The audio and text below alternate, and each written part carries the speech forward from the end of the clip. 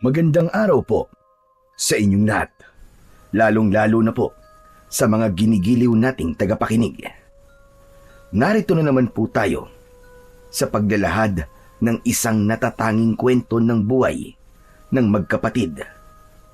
Sina Pedro at Juan ay makikilala ang isang matandang may-ari ng pwesto sa palengke na si Tatay Inok. Hanggang isang araw ay binulabog ng isang pangyayari ang tahimik na pamumuhay ng mga tao sa baryo. Marami ang nawawala at natatagpo ang patay sa kakahuyan na malapit sa kanilang pwesto. Kaya naman, dahil sa husay ng paggamit ng magkapatid ng sandata, ay pinagkalooban sila ng matanda ng kakaibang mga armas na magagamit nila laban sa mga aswang na kanibal. Ano kaya ang kakaibang misyon na dapat tuparin ng magkapatid? Magagawa kaya nilang ipagtanggol ang buong baryo laban sa lumalakas na puwersa ng kasamaan? Sama-sama po nating pakinggan ang buhay at pakikipagsapalaran ng magkapatid na matadero na kumatay sa tribo ng mga aswang. Pero bago po ang lahat, mga idol, huwag po nating kalimutang mag-subscribe at i-hit ang notification bell sa aking YouTube channel na The Voice Addict at Apong Isaak para sa mas marami pang makapigil hiningang kwentong aswang at katatakutan mula sa mundo ng kababalaghan. Umpisahan na po natin ang kwento. Juan, yan na ba talaga ang isusuot mo? Ang gusot-gusot ng damit mo. Para kang hindi naghanda eh. Ano naman kung gusot yung damit ko, kuya? Hindi naman fashion show ang pupuntahan natin Trabaho ang pupuntahan natin bilang matadero. Kaya hindi na natin kailangan pang pagandahin ang suot nating damit. Pambihira ka naman, kuya, oh. Pero paano kapag kakatiwalaan na magiging amo natin? Kung mukha kang tamad mag-ayos ng sarili mo, nakikita ka agad yan sa itsura na mag-a-apply. Sana man lang, yung maayos na damit ang isuot mo. Baka isipin nila na wala kang disiplina sa sarili mo eh. Sige na, palitan mo ng damit mo, Juan. Ako nga nasusura na akong tignan ng itsura mo eh. Paano pa kaya yung magiging amo natin? Sos, ikaw naman, kuya, masyado kang maarte. Kahit bagong plancha pa ang suot mo, alam mo, kuya, kung hindi ka marunong gumamit ng itak, wala rin yun. Ang batayan na ngayon ay hindi na tungkol sa pananamit, kundi kung gaano ka kagaling humawak ng itak. Saka kung gaano ka kabilis kumilos sa trabaho. Maganda nga ang suot mong damit. Mabagal naman na parang wala ka sa sarili mo. Wala rin sa isa yun. Saka, bakit ba palagi mo na lang akong pinakikialaman sa damit ko? Hindi naman kita pinakikialaman sa damit mo Ay nako, ewan ko sa'yo. Alam mo, Juan, hindi lang basta husay sa paghawak ng itak ang tinitignan ngayon, kundi kung paano ka magdala ng sarili mo kapag humaharap ka sa mga tao. Kailangan presentable ka kahit papano. Kung di mo kayang ayusin ang damit mo, paano pa kaya sa trabaho mo? Sige nga. Itinatama lang naman kita sa pananamit mo Tapos ikaw pa tong galit sa akin? Bahala ka na nga sa buhay mo. Basta ako, kuya, ang mahalaga, marunong akong kumatay ng hayop. Alam kong ginagawa ko sa trabaho ko. Mas importante sa akin yun kaysa sa kinis ng suot ko. Basta, bahala ka na nga. Pero tandaan mo, minsan, ang unang tingin ng tao sa atin ay base sa itsura. Sana lang, hindi ka mapahiya mamaya. Wala pa nga tayong nakikitang magandang pwesto na pag-a-applyan natin ng trabaho. Ang dami mo na kagad sinasabi tungkol sa akin. At sana lang talaga, hindi ka magtago sa kinis ng suot mo kung wala ka namang tapang sa pagkatay ng hayop. Kaya sigurado ko, hindi ako mapapahiya. Sige na. Hirap makipagtalo sa'yo. Pero maiba nga tayo ng usapan, Juan. Alam mo na ba kung bakit tayo sa baryo ng Kalumpit lumipat ng bahay? Hindi kasi natin makausap ng maayos si nanay dahil sa kalagayan niya. Sa tingin mo, meron kayang iniiwasan si nanay at pinagtataguan? Aba, malay ko. Ikaw ang panganay sa ating dalawa eh. Dapat alam mo yan, kuya. Juan, kaya nga ako nagtatanong sa'yo eh. Hindi porket ako ang panganay, ay alam ko nang nangyayari sa pamilya natin. Hindi ko lang talaga maintindihan eh, kung bakit nagdesisyon ng ganun si nanay. Pagkatapos na mamatay si tatay. Para bang nagbago na si nanay eh. Palagi siyang natatakot at merong isang taong palaging hinahanap. Baka naman hinahanap niya ay ang kanyang mga magulang. Hindi ba't kahit kailan eh, hindi pa naman natin nakikita sina lolo at lola? Pero alam mo kuya, kahit ako, nagtataka na rin eh. Bakit kaya dito pa sa baryong to tayo lumipat? Ang layo-layo na sa dati nating tirahan. Tapos, parang ang tahimik pa masyado. Parang napakaliblib. Sabi ni nanay, dito raw siya pinanganak eh. Gusto niyang bumalik sa lugar na kinalakihan niya. Bukod dun, wala na siyang ibang sinabi tungkol sa ibang dahilan. Pero kuya, bakit kaya ngayon lang niya sinabi sa atin ang tungkol sa lugar na to, no? Ang weird, no? Ang alam ko dati, wala siyang kamag-anak dito, di ba? Kaya, imposibleng mga magulang niya ang hinahanap niya. Di ba? Isipin mo, kuya. Tama ka, Juan. Yan din ang iniisip ko eh. Pero, nakwento niya sa akin kagabi. Nung bata pa raw siya, ligtas daw at masagana raw ang baryong to. Kaya naniniwala raw siyang dito tayo makakahanap ng panibagong simula ng buhay natin. Panibagong simula?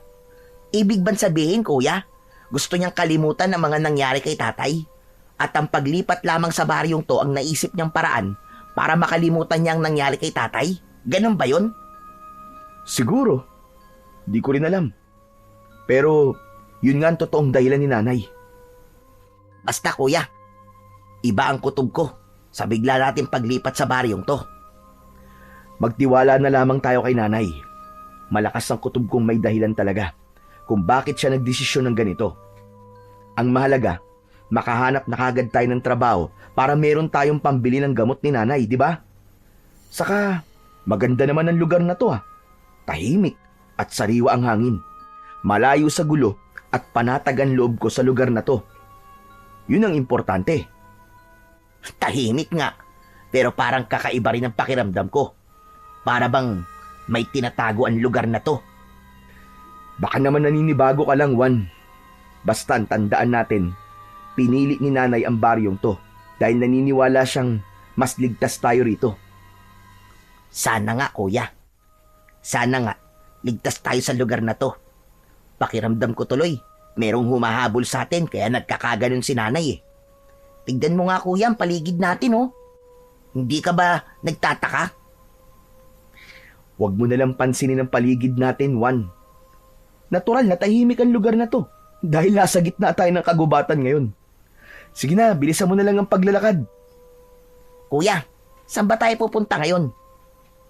Pambihira ka naman oo. Siyempre sa palengke. Kahit saan, basta merong trabaho na babagay sa ating dalawa. A-applyan nating lahat yun. Hindi pwedeng umuwi tayo nang walang nahahanap na trabaho. Hindi pwedeng umuwi tayo ng nganga. Nagmamadali sa paglalakad ang may 20 taong gulang na si Pedro, habang ang nasa huli naman ay ang 17 taong gulang niyang kapatid na si Juan. Malalaki ang hakbang ng kanilang mga paa habang tinatahak ang daan papunta sa palengke na tinutukoy ni Pedro. Yun ang baryo ng Kalumpit, tahimik at liblib na lugar na malapit sa pinakamalawak na kagubatan na bihirang puntahan ng mga tao. Habang tinatahak ng magkapatid ang daan, ay abala rin sila sa pagmamasid sa kanilang paligid. Tanging ang mga huni lamang ng ibon at kaluskos ng kanilang mga yabag sa tuyong dahon ang naririnig nila. Sa bawat hakbang, dama nila ang bigat ng kanilang dala, hindi lang ng kanilang mga sandata, kundi pati na rin ang kaba sa kanilang dibdib. Teka, isadali lang kuya. Sigurado ka bang ito ang tamang daan papunta sa palengke? Parang paulit-ulit na lang ang nakikita natin eh. Baka naman naliligaw na tayo. Huminto sa paglalakad si Pedro at tinignan ang kanyang paligid. Ang mga puno ay matataas at siksik. Tila nagsasara sa kanilang daraanan. Muli niyang tinignan si Juan. Nahabol na rin ang sariling hininga. Oo, Juan. Sigurado ako sa dinaraanan natin. Ang sabi kasi ni Nanay, dadaanan talaga natin ang malawak na kagubatang to. Pero kuya, matagal nang wala sa baryong to si Nanay. 10 taong gulang daw siya nang umalis dito. Marami nang nagbago dito panigurado at mahirap magtiwala sa sinasabi ni Nanay. Kuya, alam mo, sa tingin ko talaga naliligaw na tayo eh. Ano ka ba naman, Juan? Lalo lamang nangihina ang loob ko sa'yo eh. May tiwala ako sa sinabi ni Nanay. Hindi naman tayo ipapahamak nun, di ba? Sige na, maglakad pa tayong gando sa dulo. At kung nag-aalala ka, sige ganito. Maglagay ka ng palatandaan sa lupang yan. Kapag bumalik na naman tayo sa lugar na to, aba, saka tayo mag-isip na naliligaw talaga tayo. Tsaka tayo mag-isip ng paraan kung paano tayo makakalabas sa gubat na to.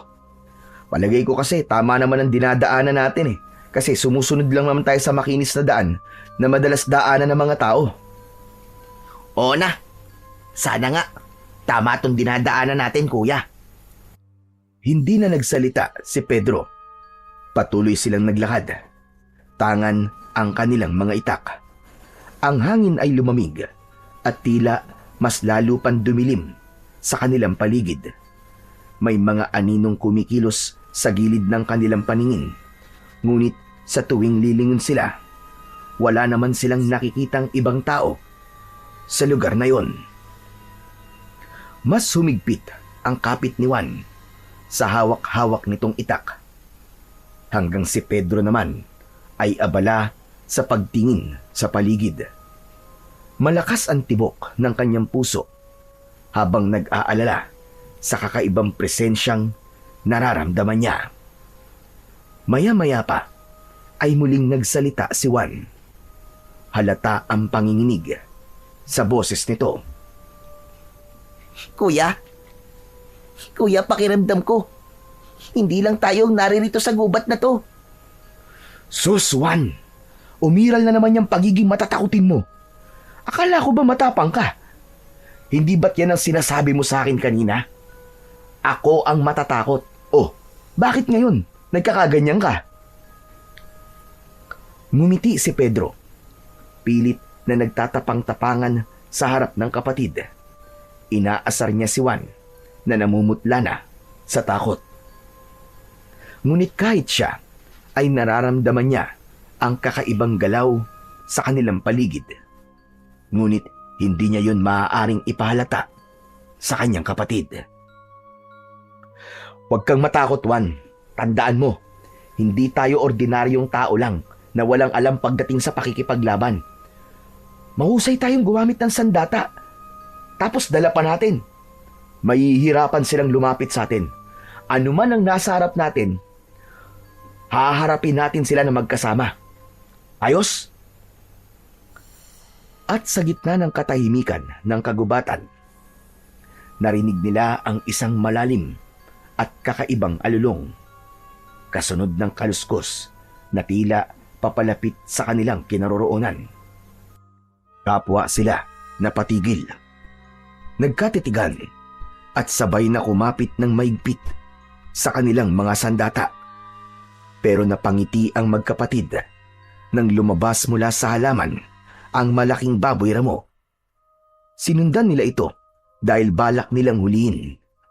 Pero yun pala ang tamang daan para sa labasan ng gubat. At nakita nila ang palengke na marami ng tao ang namimili.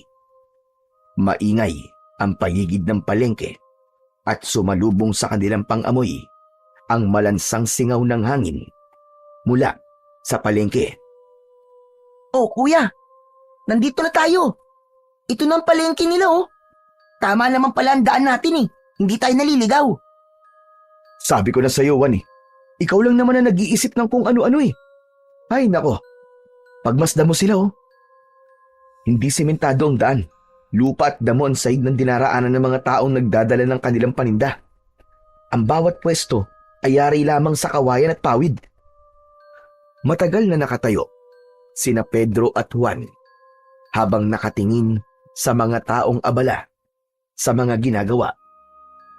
Mula sa kanilang kinaroroonan ay naririnig nila ang ingay ng tawanan, halakhakan at sigawan ng mga taong nag-aalok ng kanilang mga panindang isda, gulay at prutas. Sariwa ang mga yon at halatang kapipitas lang. Ang hangin ay humahalo sa samyo ng bagong lutong kakanin, inihaw na isda, at mabangong damo na nakapulupot sa mga panindang gulayin.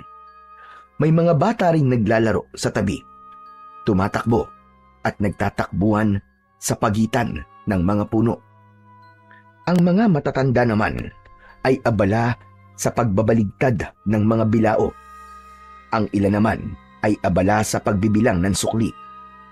Habang ang mga kinatay na karne ng baboy ay nakasabit at tumutulo pa ang mga sariwang dugo.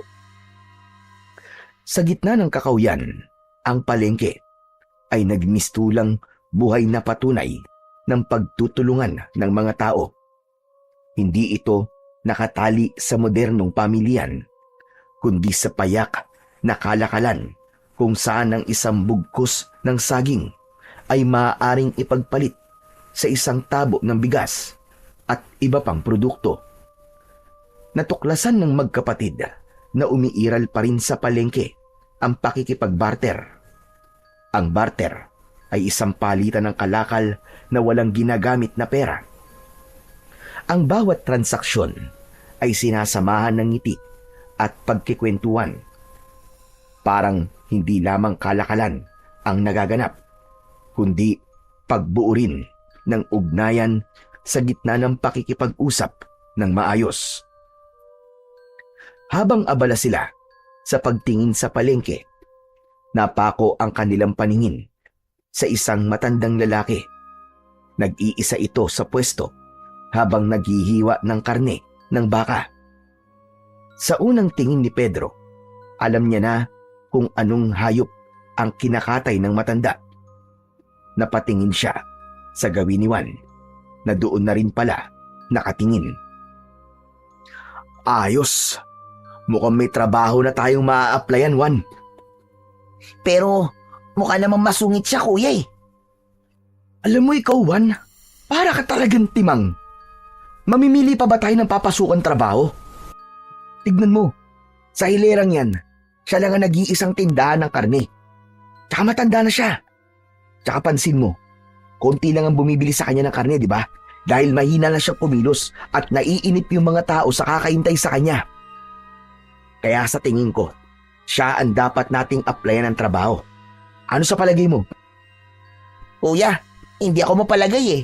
Parang masungit talaga yung matanda eh. Ikaw na lang kaya makipag-usap dyan. Kung ayaw mo, diwag. Ako na lang ang makikipag-usap talaga. Hindi na hinintay ni Pedro na sumagot pa ang kanyang kapatid na si Juan. Nilapitan niya na ang kinaroroonan ng matandang naghihiwa sa mga laman ng baka na binibili naman ng isang babaeng nakatayo sa harap nito.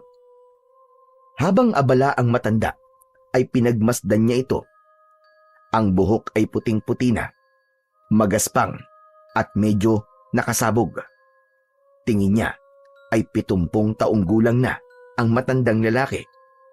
Ang balat nito ay kulubot at maitim dahil sa init ng araw at hirap ng magtrabaho. Sa paligid ng pwesto nito ay merong mga karne na nakasabit.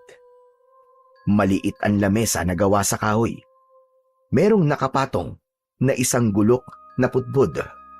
Dahan-dahang lumapit si Pedro at sinimulang makipag-usap dito. Magandang umaga po. Kailangan po ba niyo ng matadero? Mabagal na iniangat ng matanda ang paningin nito. Bakas ang lalim ng mga mata na tila walang maayos na tulog. Nakakunot ang noo nito at napatitig sa kanyang muka.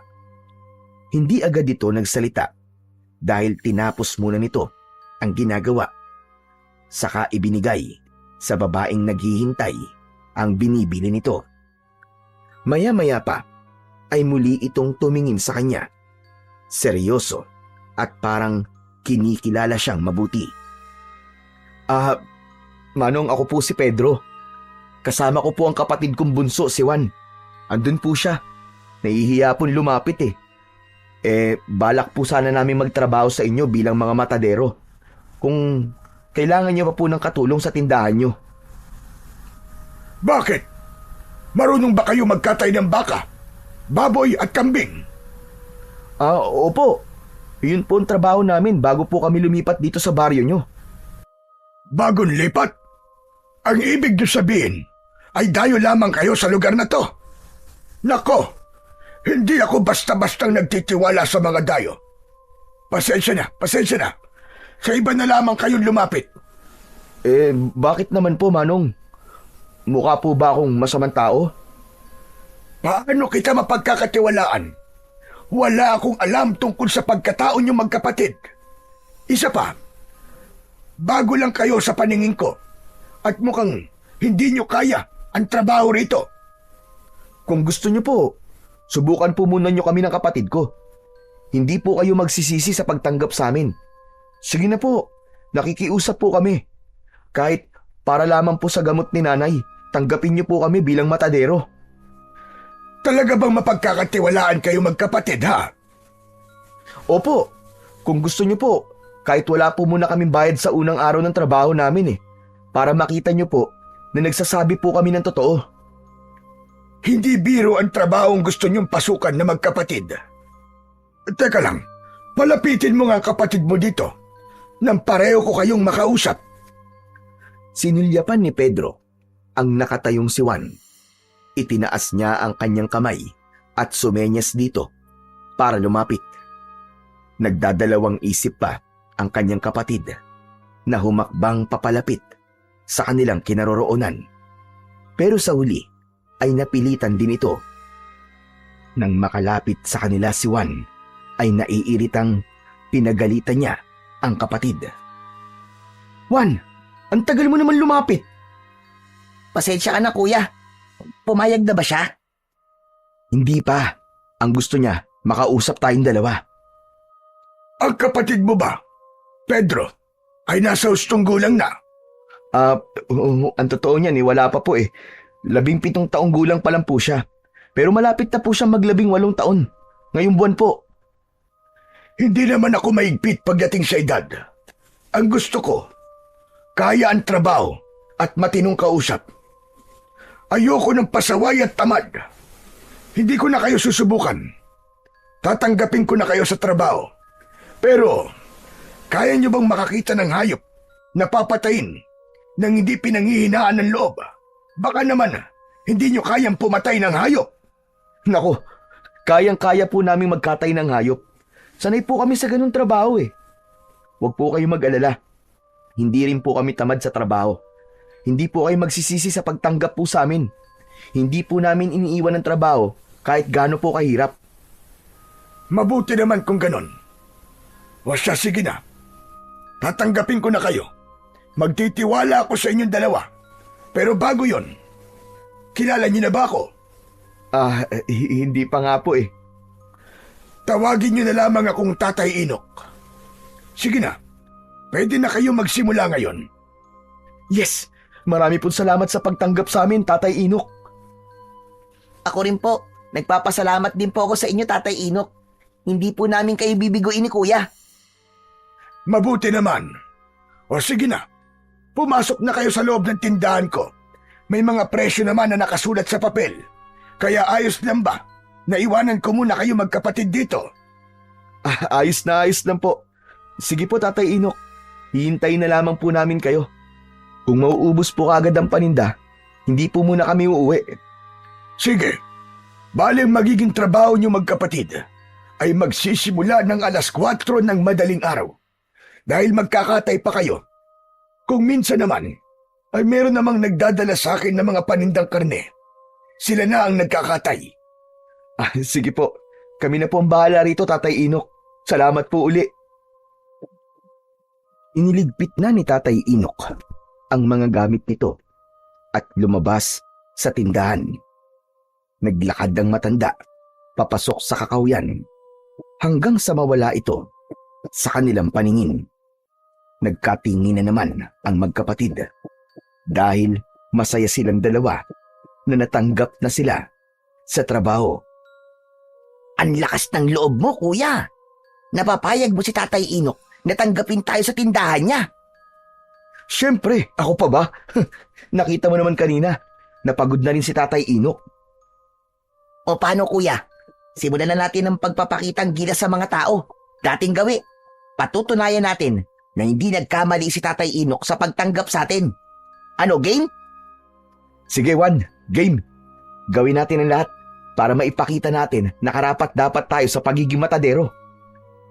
Sinimulan na nga ng magkapatid ang pagpapakitang gilas sa paghihiwa at pagtatagtad ng mga karne. Sa loob mismo ng palengke, madaling napansin ang pwesto ni na Pedro at Juan. Magkaharap na nakalagay ang kanilang mga bangkong kahoy, malinis at maayos, at sa ibabaw ay nakahanay ang mga bagong katay na karne. Mapulang baboy, manok at baka na maingat na tinatakpan ng malinis na dahon ng saging. Hindi tulad ng ibang matadero na bara-bara ang trabaho. Ang magkapatid ay kilala sa kanilang husay at linis sa pagkatay. Si Pedro, ang panganay, ay mabilis kumilos at biyasa sa paggamit ng gulok. Maganda ang bawat hiwa ng karne gamit ang kanyang kamay. Pantay, maayos at walang sayang na laman. Habang hinihiwa niya ang karne, nakikita ng mga mamimili ang kinis ng pagkakahiwalay ng taba at laman. Bagay na lalo silang hinangaan. Samantalang si Juan naman, ang nakababatang kapatid, ay mahusay sa pakikipag-usap. Sa bawat paglapit ng mamimili, ngiti agad ang isinasalubong nito, kasabay ng magalang na pagbati at pagpapakita ng iba't ibang hiwang karne na bagay sa ulam na hinahanap ng mamimili para sa iluluto ng mga ito sa tanghalian at hapunan. Walang kaalam-alam ang magkapatid na mula sa malayo ay pinagmamasdan sila ng matanda. Nakangiti at bakas ang paghanga sa magkapatid. Bili na po kayo, mga suki. Presko po at bagong katay. Halina po kayo. Libre tingin. Bili na po kayo, mga suki. Lapit, lapit lang po. Masiglang bati at alok ni Juan sa mga tao. Meron ng isang bumili na kagad na inihanda ni Juan, habang maingat na inilalagay ang hiniwang tadyang sa dahon ng saging, saka ibinalot sa plastik. Samantala, si Pedro naman ay abala sa pagpapakitang gilas sa pamamagitan ng paghawak ng itak at paghihiwa ng karne ng baka. Kahit makapal ang bahagi ng taba ng baka, ay kaya niyang hatiin ng mabilis at pantay. Dahil dito, dumagsa ang mamimili sa kanilang pwesto. Hindi lang sa gilas, sa pagkakatay na pahanga ang mga ito, kundi pati sa kanilang magalang na pakikitungo at maayos na pag-aayos ng karne. Pinagkaguluhan sila ng mga tao. Ang magkapatid naman ay hindi sila makapaniwalang dudumugin sila ng mga mamimili. Kaya lang, ang mga kasama nilang nagtitinda sa loob ng palengke ay hindi maiwasan ang hindi umirap sa kanila bilang pagpapakita ng inggit at pagkadismaya. Sige lang po. Pili lang po kayo, mga suki. Sariwa po ang tinda namin at hindi po kayo magsisisi sa aming pagkakahiwa sa karne. Hindi na po kayo mahihirapan. Iluluto nyo na lamang po. Bili na po, mga suki. Bili na po. Dahil marami ang bumili, naubusan sila ng paninda. Nakita naman ni Pedro na merong nakatayong kambing sa gilid ng tindahan ni Tatay Inok. Nakatayo yun at may tali sa leeg. Walang pagdadalawang isip na kinatay ng magkapatid ang kambing at ipinakita sa mga mamimili kung gaano nila kabilis na napatay ang kambing. Hindi nila ito masyadong pinahirapan. Nagpalakpakan ng mga tao at sa sobrang tuwa ay nagbigay pa ang mga ito sa kanila ng karagdagang bayad. Tuluyang napuno ang kanilang pwesto ng mga tao. Nang kumalat ang balita na nagpapakitang gilas sina Pedro at Juan, nakalatag ang katawan ng kambing nang mas lalong nadagdagan ang dami ng tao. Nakapaghanda na sila ng mga kasangkapang bakal, mga pinatalas na gulok, kutsilyo at tablang kahoy. Malinis at maayos ang kanilang paligid. Bakas sa mga mata ng mga mamimili ang saya sa nakikitang palabas. Sige lang po mga suki, kitang-kita nyo naman po bagong katay. Sige po, pili lang po kayo. Kuya, mukhang nanonood na lamang sila. Parang wala naman silang balak na bumili. Ano ka ba naman, Juan? Ngayon ka pa ba mag-aalala? Panghuling katay na natin to. Mukhang ngayon lang naubos ang paninda ng matanda. Kaya simulan na natin ang pagpapakitang gilas. Alokin mo silang lahat, sige na. Pili lang po kayo mga suki. Bago ihiwain ng kapatid ko ang bahagi ng karne na mapipili nyo, magpapakita po muna kami ng husay namin sa paghiwa. Hindi nga nagtagal ay nag-agawan na ang mga tao sa pagturo kung alin bahagi ng karne ng kambing ang gusto ng mga ito. Lahat ay natandaan ni Pedro at isa yon sa kanyang mga kakayahan. Ang mabilis magmemorya ng mga bagay kahit sa unang turo lamang. Sinimulan ni Pedro ang pagpalang o pagtaga sa katawan ng kambing. Sa isang iglap, mabilis niyang naihiwalay ang malaking bahagi ng karne gamit ang kanyang gulok. Walang sablay ang bawat hiwa. Pantay at maayos. Namangha ang mga nanonood at narinig ang bulong-bulungan ng ibang taong naroroon. Dinaig pa raw nila ang matanda sa paghiwa ng karne. Kasunod naman ay si Juan, na hindi lang mahusay sa pagkakatay, kundi pati na rin sa pakikipag-ugnayan. Sa bawat hiwang ginagawa nito ay ipinapaliwanag naman ito sa mga mamimili kung anong parte ng katay ang bagay sa sinigang, adobo o ginisa. Sa husay ng pananalita ni Juan at kasama pa ng bilis ng kamay, mas lalo pang lumapit ang mga tao at sabik na bumili sa kanila. Oh mga suki, konti na lang po. Bili na po kayo, baka po kayo maubusan. Subukan niyo po itong tadyang, siguradong masarap po to para sa sinigang. Nagpatuloy ang exhibition ng dalawa. Si Pedro na nagpapakita ng tikas at bilis ng kamay sa pagkakatay at si Juan na nagpapamalas ng galing sa pag-aalok at pagbibenta. Sa huli, halos maubos ang kanilang paninda dahil sa dami ng mamimiling naiengganyo sa kanilang ginagawa. Ang iba ay nagbigay pa ng bigas kapalit ng ibang paninda nila.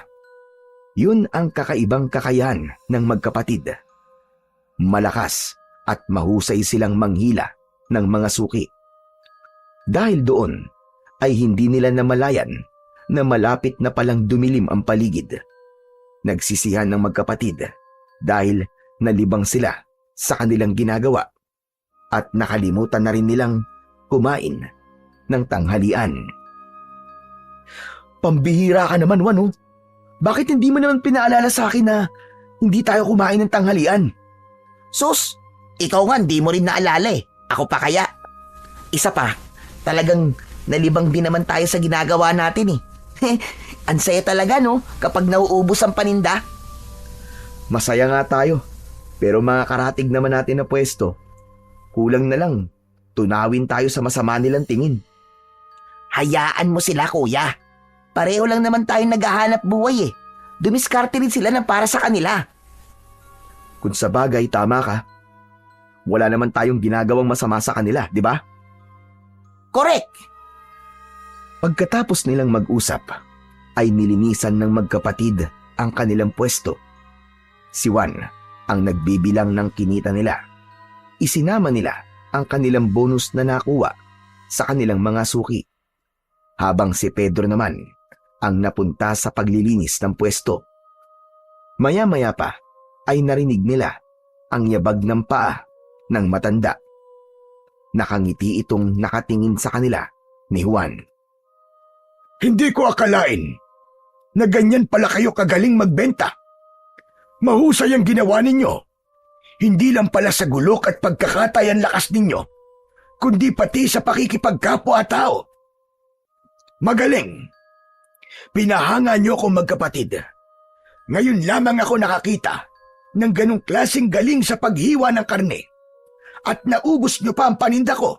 Bukod pa ron, ay nakita kong binigyan kayo ng mamimili ng tip. Pero isinama niyo pa sa benta.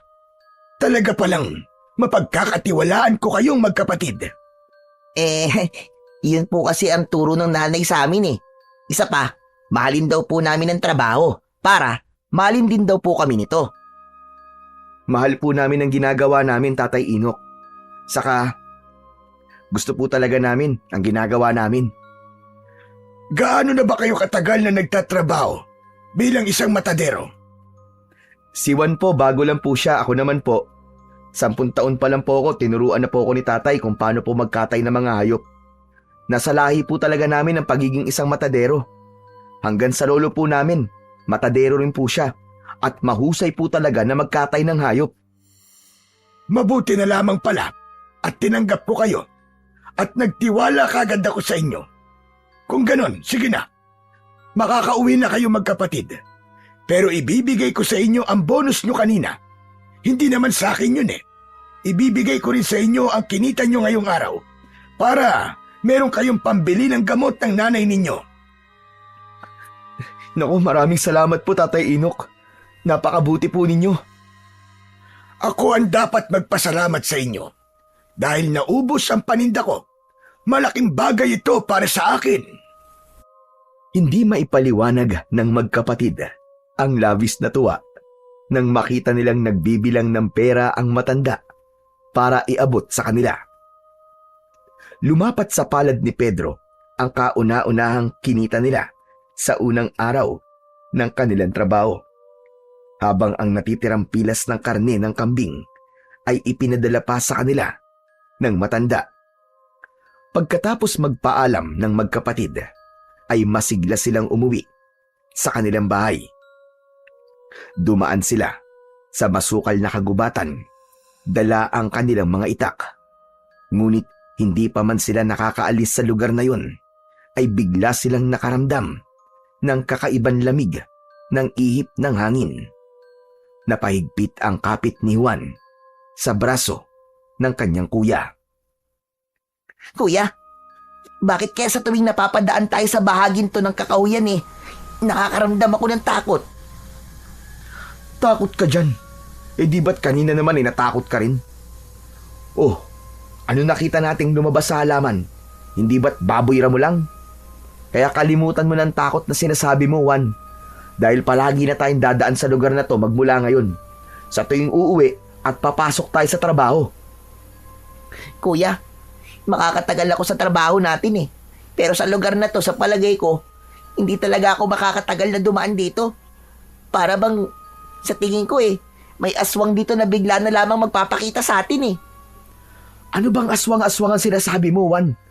Kasama mo naman ako, di ba? Isa pa, wala namang dapat nakatakutan sa lugar na to. Ikaw talaga, kung ano na lang ang lumalabas sa isip mo Nanatili sa ganong posisyon si Juan habang mahigpit na nakakapit sa braso ni Pedro. Nagpatuloy sila sa paglalakad. Ngunit bigla silang natigilan nang marinig nila ang bulungan at boses ng mga tao sa unahan ng kanilang daan. Sa gitna ng kakahuyan ay nag-uunahan ang mga yapak ng mga taong nagkakagulo. Nagmula ang mga ito sa kanilang likuran, papunta sa pinagkakaguluhan ng mga tao. May mga nagsisigawan at ang iba naman ay nagtatakbuhan habang bakas ang takot sa mga muka. Ang ilan ay nagtipon-tipon sa isang lugar, nakikiusyoso, nagsisiksikan upang masilip ang bangkay na nakahandusay sa damuhan. Kuya, tignan mo oh. Ano kayang pinagkakaguluhan nila? Hindi ko rin alam eh. Pero sa palagay ko, merong patay sa bahaging yun ng daan. Halika, Wan. Tignan natin. Kuya, wag na tayong lumapit. Natatakot ako eh. Baka mapanaginipan ko lang ang itsura ng bangkay. Kung ayaw mo, hindi ako na lang. Gusto ko lang makita kung bakit sila nagkakagulo sa bahaging yun. Hindi na hinintay ni Pedro na sumagot ang kanyang nakababatang kapatid na si Juan. Tinanggal niya ang pagkakakapit ng kamay nito sa kanyang braso at nilapitan ang pinagkakaguluhan ng mga tao. Hinawi ni Pedro ng bahagya ang mga tao at ganun na lamang ang panlalaki ng kanyang mga mata nang makita ang isang lalaking nakadilat ang mga mata. Mabuti na lang at hindi niya pala isinama si Juan dahil kung hindi, baka mas lalo lamang matakot ang kanyang kapatid. Ang katawan ng biktima ay wasak. Ang mga sugat ay malalalim na tila pinaghahampas ng matatalim na kuko at mga pangil. Ang damit ay punit-punit na tila ba nilapa ng isang napakabangis na hayop. Bumundol ang kaba sa kanyang dibdib, lalo na nang marinig niya ang sinabi ng ibang taong nakasaksi na meron na naman daw na biktima ang mabangis na hayop. Isang asong gubat na palagi na lamang daw pumapatay ng mga tao na matsetsempuan sa gubat. Nag-alala bigla si Pedro na baka pati silang dalawa ni Juan ay matsempuan din ng mabangis na hayop. Naku po, Diyos ko! Anong klaseng hayop kaya ang may gawa nito? Napako ang paningin ni Pedro sa lalaking nagsalita.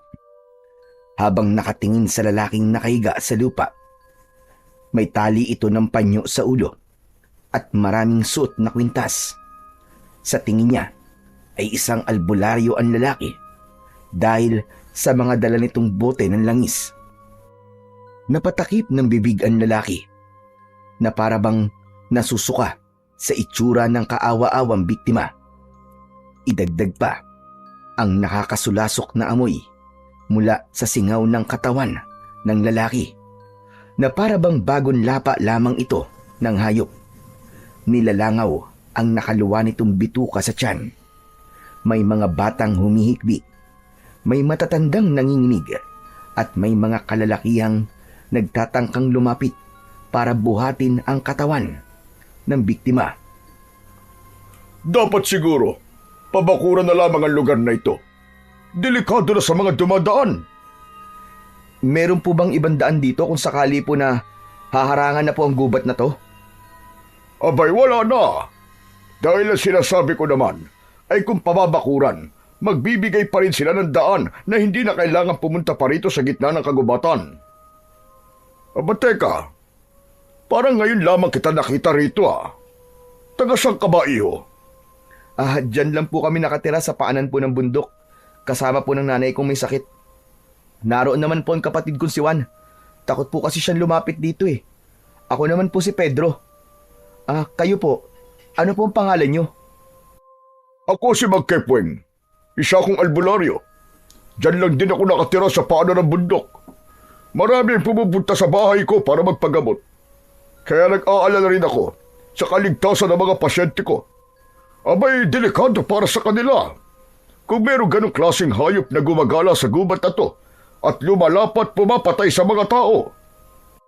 Habang nag-uusap, sina Mang Kepweng at Pedro ay palakas naman ng palakas ang bulungan ng mga tao. Kaya nang simulan ng buhatin ng mga tao ang bangkay ng lalaki, ay nagkahiwalay ang mga taong nakikiusyoso sa biktima.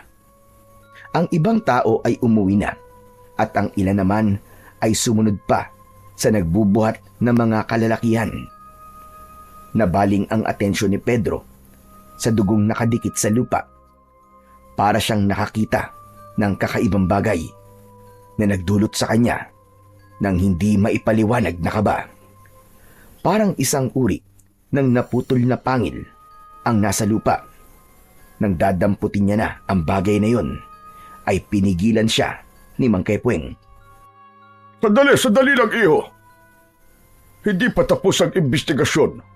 Kaya wag mo munang hahawakan ng bahagi ng lupa na yon. Pag mabuti pa ay umuwi na kayo ng kapatid mo. Delikado kung mananatili pa kayo rito. Bigla nga po kaming nag-alala ni Juan eh. Paano na kaya sa pagpasok namin sa palengke? Saan kaya kami dadaan? 4:00 pa naman na madaling araw ang pasok namin.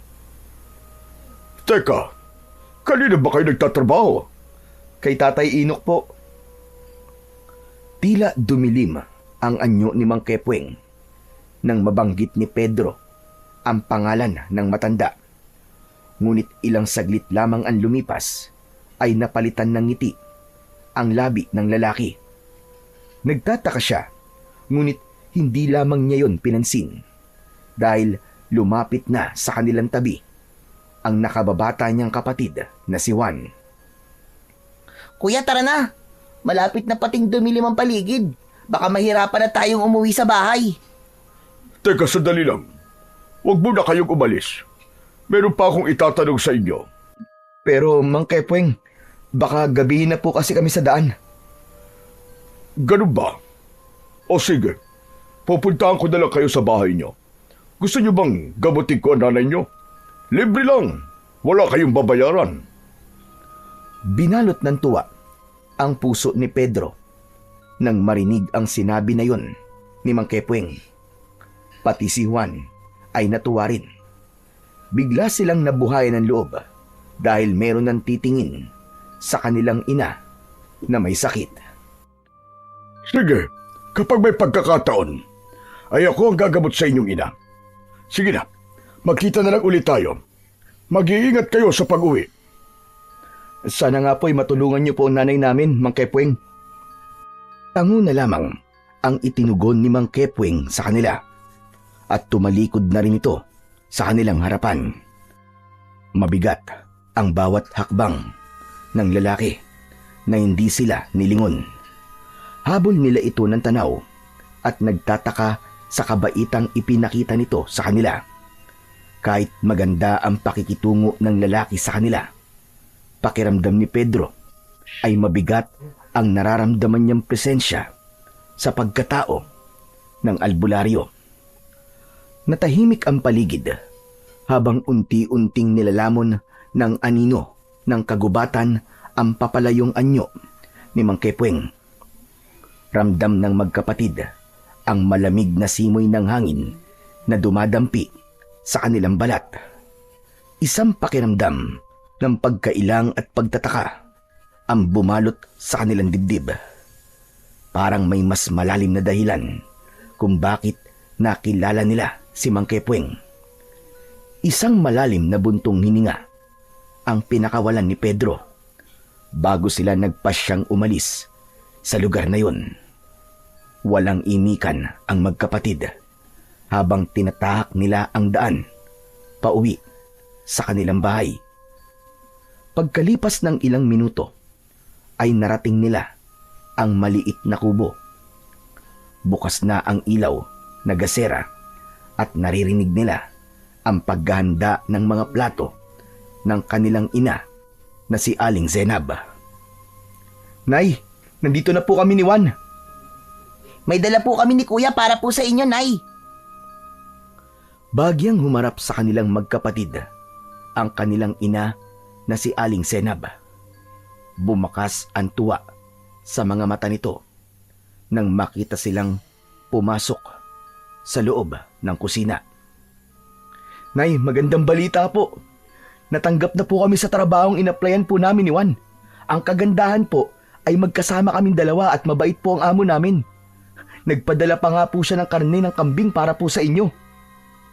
Saka po, Nay, ibinigay po niya sa amin ang kinita namin ngayong araw na to. Ang swerte po namin ni Kuya, Nay. At hindi lang po yun. Meron po kaming nakilalang albularyong titingin po sa inyo para gamutin po kayo. Totoo ba yan, mga anak? Anong klaseng trabaho bang nakuha nyo? Matadero pa rin po, Nay. Yun lang po kasi ang alam naming trabaho ni Juan eh. Nay, tinanggap po kami ni Tatay Inok bilang matadero sa palengke. Kahit mahirap po, kakayanin po namin. Ang mahalaga po ay tiyak po na may kita po kami sa araw-araw. Salamat naman sa Diyos. Matagal ko nang dasal na magkaroon kayo ng hanap buhay. Pero sigurado ba kayo, mga anak? Hindi madali ang trabaho sa katayan. Huwag niyo po kaming alalahanin, Nay. Kaya naman po namin yun eh. Malakas po ang katawan namin. Teka, sino ba ang albularyong sinasabi niyong gagamot sa akin?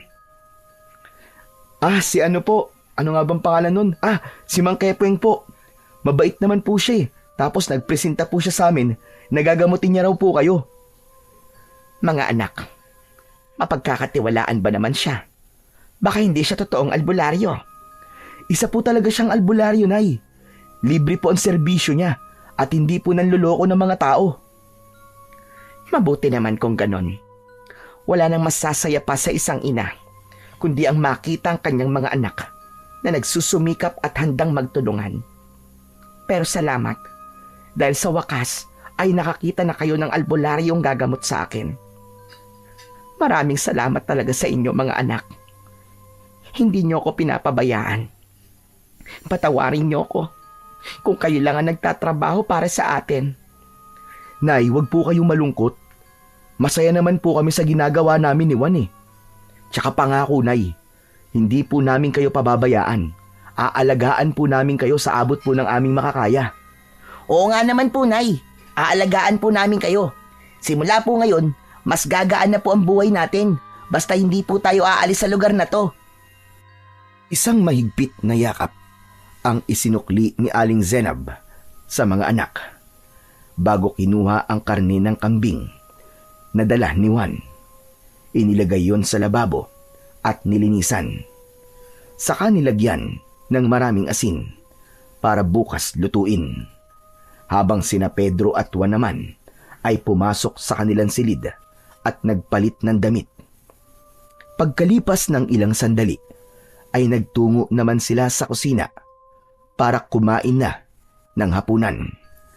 Nagdasal muna si Aling Zenab bago sinimulan ang pagkain.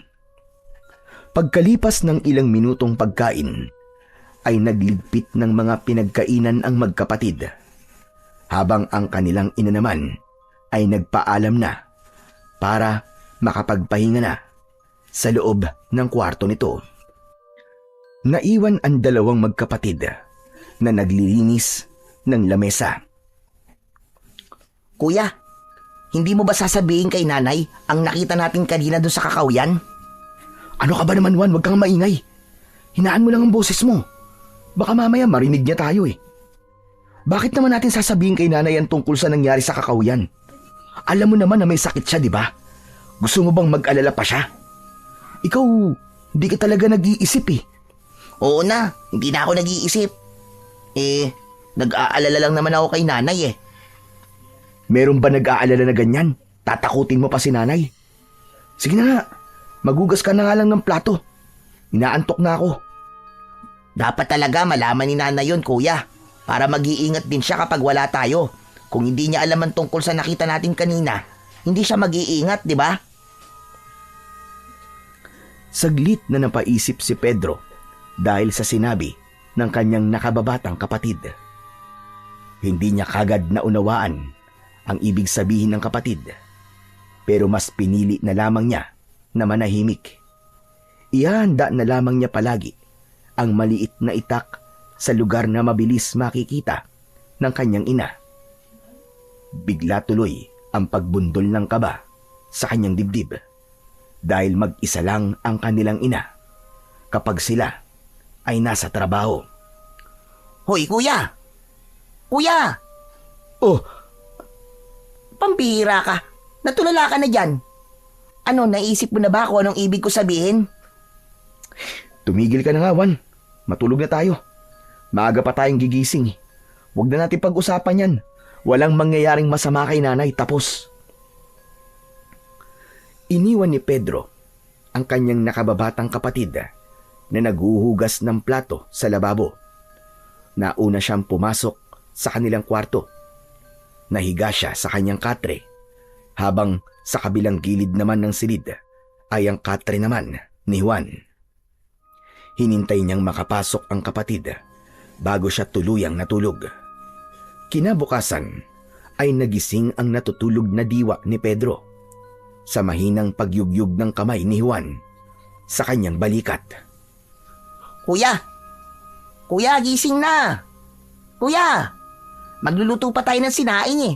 Akala ko ba maaga tayong gigising? Bahagyang kinusot ni Pedro ang kanyang mga mata at napatingin sa labas ng nakabukas niyang bintana. Medyo madilim pa sa labas, pero nasanay silang dalawang magkapatid na magising ng ganung oras. Muling sinulyapan ni Pedro si Juan. Tapos na itong maligo. Umalis ito sa kanyang harapan at lumabas ng kanilang silid. Iinat-inat na bumangon si Pedro. Paglabas niya ay nagpaparikit na ng apoy sa kalan si Juan. Diretso naman siya sa likod ng kanilang bahay, kung saan ay naroon naghihintay ang isang malaking drum na may laman na tubig. Ngunit bigla siyang napatingin sa paligid ng kanilang bahay. Pakiramdam niya ay merong ibang tao na naroroon. Sinong tao dyan? Juan? Juan, ikaw ba yan? Anak ng putya, oo. Huwag mo naman akong tatakutin ng ganyan, Juan. Juan, sinasabi ko talaga sa'yo ha. Tatamaan ka sa akin. Sigaw ni Pedro habang nakatingin sa madilim na bahagi ng kakawyan. Maya-maya pa ay narinig niya ang malakas na yabag ng paa. Papalapit sa kanyang kinaroroonan. Lumabas sa kabilang pintuan ng kusina si Juan. Kaya nakumpirma ni Pedro na hindi ang kapatid niya ang nararamdaman niyang presensya sa paligid. Hoy kuya, bakit ka ba sumisigaw? Ang lakas-lakas ng boses mo, baka mamaya niyan magising pa si nanay. Para kasing may tao ko nakita eh. Akala ko talaga ikaw at tinatakot mo lang ako. Paano ako? Nakita mo naman akong nagluluto sa kalan kanina, di ba? Ay nako, diyan ka na nga. Bilisan mo na ang paliligo mo, kuya. Guni-guni mo lang ang nararamdaman mo. Sige na. Naiirita na iniwan siya ni Juan. Kaya naman, nagmamadali na rin siyang nagbuhos ng tubig sa katawan. Pagkatapos ay nagpalit na rin ng damit. At habang naghihintay ng pagluluto ng sinaing, hinasa naman ni Pedro ang kanilang mga gagamitin na itak bago inihanda ang pagkain ng kanilang ina. Pagkatapos nilang maisara ng maayos ang bahay, ay nagsimula na ang magkapatid sa paglalakad papunta sa palengke. Dala ang kanilang lumang gasera dahil medyo madilim pa rin ang daan.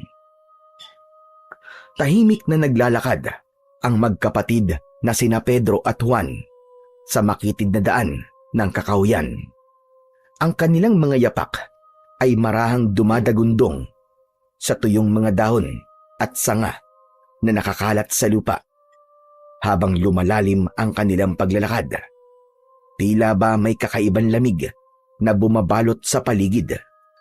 Isang katahimikan na hindi karaniwang nararanasan sa gubat.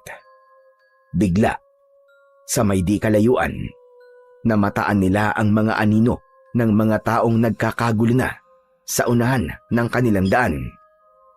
Nakita rin nila si Tatay Inok na abala sa pagtingin sa isang nakahandusay na katawan ng isang lalaki. Agad na nagmamadaling lumapit ang magkapatid at tumambad na nga sa kanilang paningin ang isang bangkay. Halos kapareho yun ng itsura sa naunang biktima. Luray-luray ang damit. Wasak ang katawan. Puno ng kalmot at kagat ang balat. Ngunit sa pagkakataong yun, ay wala ng lamang loob ang lalaki. Walang mga mata at putol ang mga braso.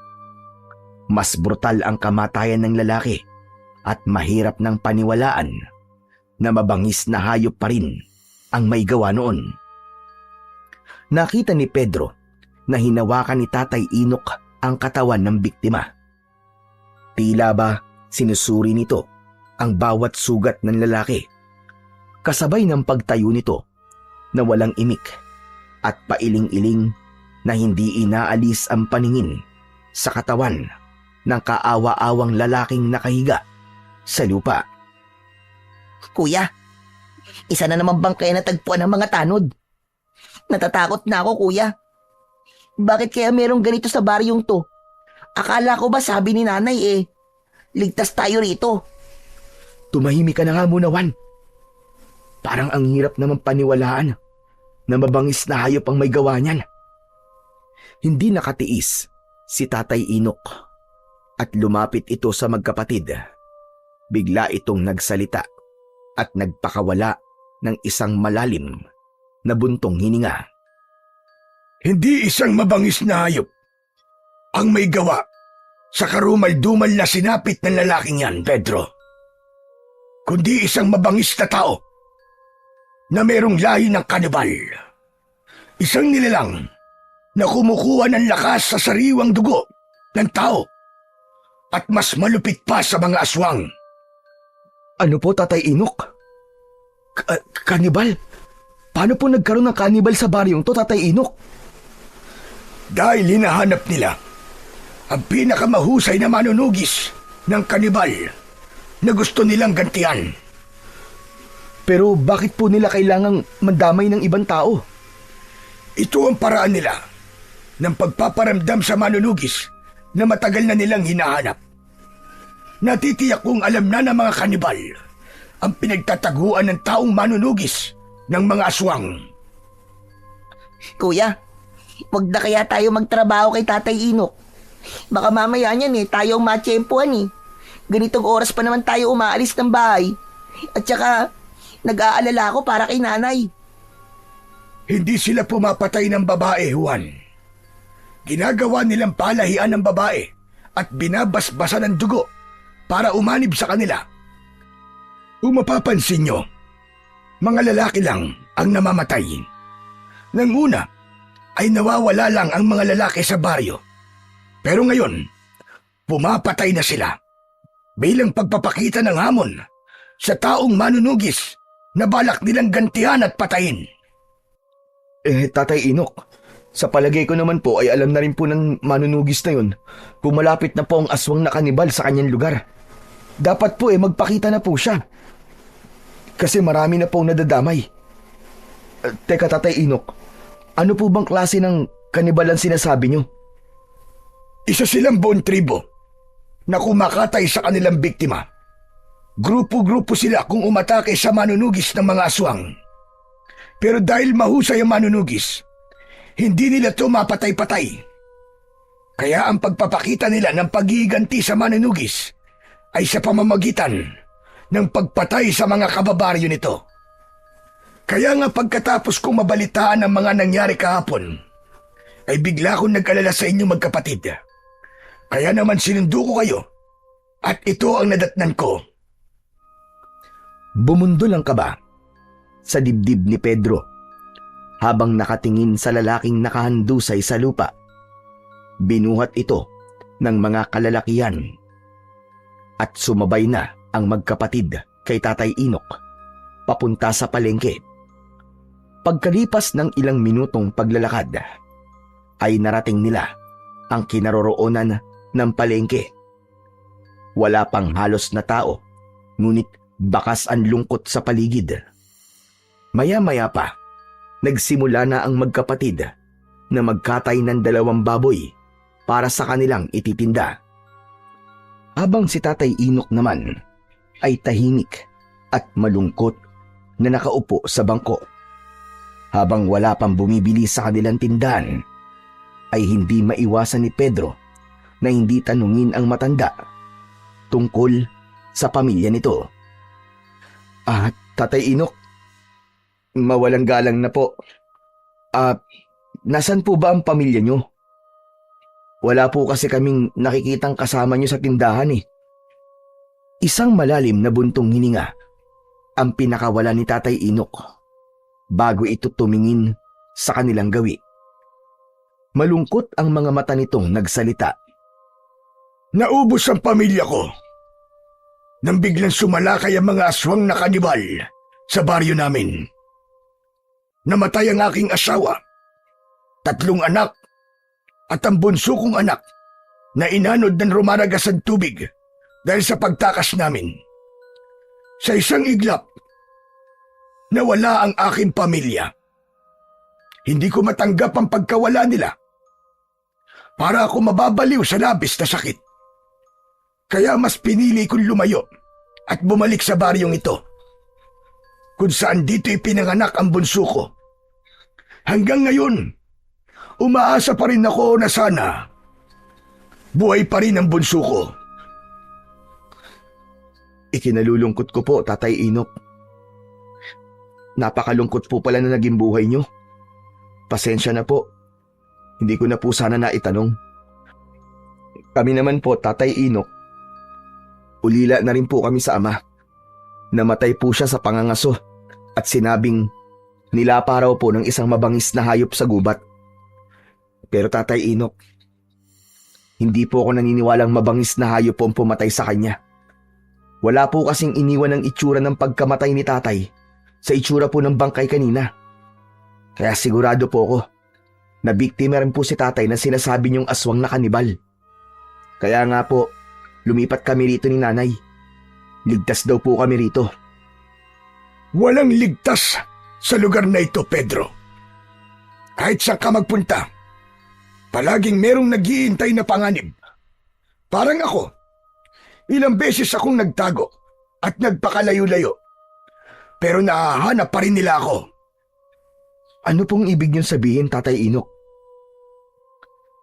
Naramdaman ni Pedro ang paglapit sa kanila ni Juan na nagtataka na rin sa seryoso nilang pinag-uusapan. Saglit na tumigil si Tatay Inok sa pagsasalita at napatingin sa kanilang dalawang magkapatid. Ang totoo, ang manunugis na hinahanap ng mga aswang na kanibal at gustong paghigantihan ay walang iba kundi ako. Ako ang manunugis ng aswang na kumalaban sa kanila noon. Pero matanda na ako ngayon at wala nang kakayahang lumaban pa sa kanilang puwersa. Pero, Tatay Inok, bakit niyo po sinasabi sa amin to? Nang makita ko kayo, kung gaano kayo kahusay humawak ng itak, parang nakikita ko ang sarili ko sa inyo noon. Tulungan niyo ako. Naharapin ang mga aswang na kanibal. Gusto kong pigilan niyo sila sa pag-aasik nila ng lagim bago pa nila maubos ang mga tao sa baryong ito. Po, bakit po kami, Tatay Inok? Hindi ko alam kung bakit sa inyo ako nagtitiwala. Matagal kong itinago ang sikretong ito sa mga tao. Pero lubhang magaan ang loob ko sa inyong magkapatid. At alam ko na malaki ang maitutulong nyo sa akin. Kayo ang nakikita kong tatapat at lalaban sa mga aswang na kanibal. Pero, Tatay Inok, hindi po sapat ang kakayahan naming magkapatid para labanan sila. Tama. Hindi pa nga sapat ang kakayahan nyo. At hindi sapat ang husay lang sa paggamit ng sandata. Ang dapat sa inyo ay tapang at tatag ng kalooban sa pakikipaglaban.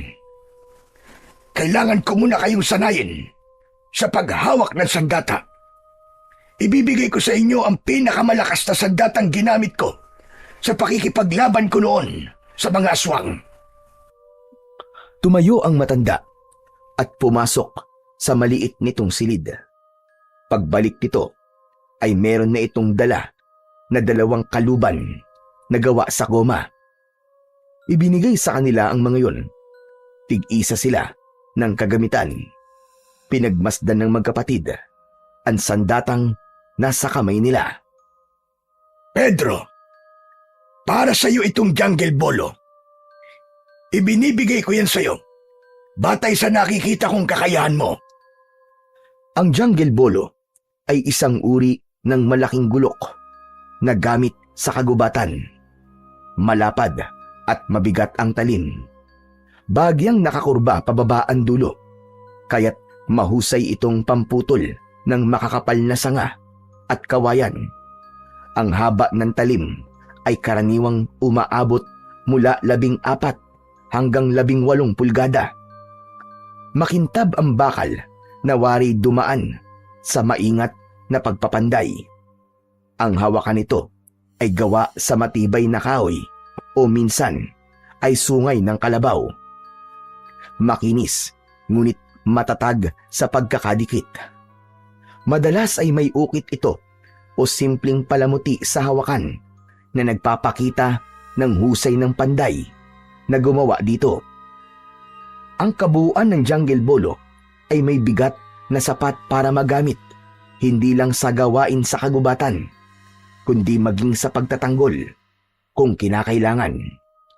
Sa unang tingin, matapang at mabagsik ang anyo ng sandata.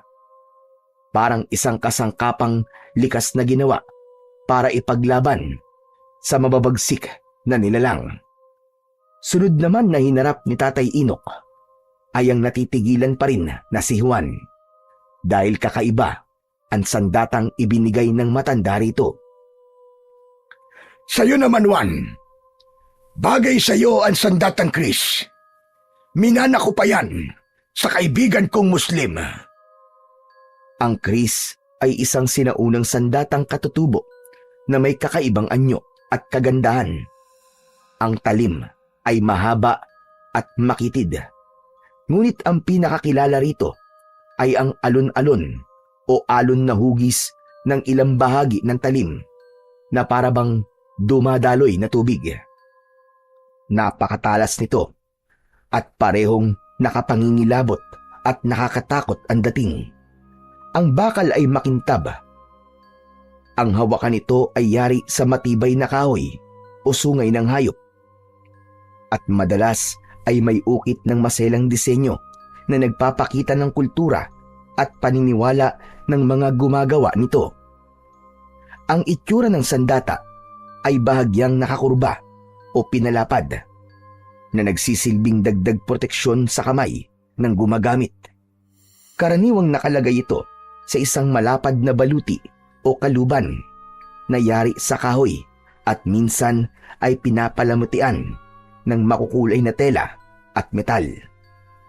Hindi lamang ito itinuturing na sandata sa labanan, kundi sandata rin para ipagtanggol ang sarili laban sa mga nilalang na magtatangka sa buhay ng may hawak nito. Wow! Ang astig naman po ng sandatang Chris, Tatay Inok. Para na po akong tunay na manunugis ng mga aswang. Parang isang mandirigma. Hindi biro ang makakalaban nyo. Buhay nyo ang nakataya rito. Kaya kailangan maging biyasa kayo sa paggamit ng inyong mga sandata. Pero Tatay Inok, mas kailangan po namin magtrabaho para sa nanay namin na may sakit. Huwag kayong mag-alala. May sahod pa rin kayo sa akin. Basta tutulungan nyo akong labanan ng mga aswang na kanibal. Kailangan nyo ng mas matinding pagsasanay bago natin hahanapin ang kuta nila. Malakas ang kutob kong nasa kagubatan ng tribo nila at naghihintay lamang ng tamang pagkakataon para sumalakay sa atin. Sige o, nakahanda po kaming tumulong Tatay Inok. Gagawin po namin ang lahat na makakaya namin para magawa ang misyon. Tatay Inok, kailan mo po kami tuturuan? Pwede po bang umuwi na muna kami ni Kuya? Bigla po kasi ako nag-alala para kay nanay eh. Sige, kayong bahala. Basta pumunta na lamang kayo dito para makapagsimula tayo sa pagsasanay. Pero bago yon, ubusin muna natin ang ating tinda bago tayo magsara. Katulad ng inaasahan, nagtinda muna ang magkapatid ng mga karne. Mabilis nilang naipaubos ang paninda at maaga silang nagsara ng tindahan. Pagkatapos naman ay nagpaalam na rin ang magkapatid. Sinimulan na nilang maglakad pabalik sa kanilang bahay. Wala silang inikan habang tinatahak ang daan. Pagkalipas ng ilang minutong paglalakad, ay nakasalubong nila si Mang Kepweng. Malapad ang pagkakangiti nito sa labi habang nakatingin sa kanilang dalawa. Oh, mabuti naman at nakita ko kayo magkapatid. Pupunta sana ako sa inyo sa palengke. Bakit po Mang Kepweng? Gusto kong makita nanay nyo. Wala akong pasyente ngayon eh. Tamang-tama sana para magamot ko na kagad ang nanay nyo. Nagkatinginan ang magkapatid. Hindi nila alam kung ano ang isasagot sa lalaki. Ngunit tumango naman si Pedro kay Juan bilang pagpapakita ng pagsang-ayon nito sa sinasabi ni Mang Kepweng. Pero hindi yun nakaligtas sa paningin ng albularyo. Bakit parang wala kayong tiwala sa panggagamot ko? Hindi naman po sa ganun Mang Kepweng, kaya lang po wala po kasi kaming pambayad sa inyo eh. Ano ba naman kayo? Sinabi ko na nga na libre ang aking serbisyo. Magaan kasi ang loob ko sa inyo dalawa na magkapatid. Kaya ano pang hinihintay nyo? Tara na! Huwag na kayong mahiya. Pampihira naman kayong dalawa. Kuya, libre naman pala eh. Sige po, Mang Kepweng. Sumama na po kayo sa amin ni Kuya, pauwi na po kami. Maaga po kasi kami nagsara ngayon eh. Aba, maganda yun ah. O sige, kung gano'n sasama na ako sa inyo. Habang naglalakad, ay nag-usap ang tatlo tungkol kay Tatay Inok.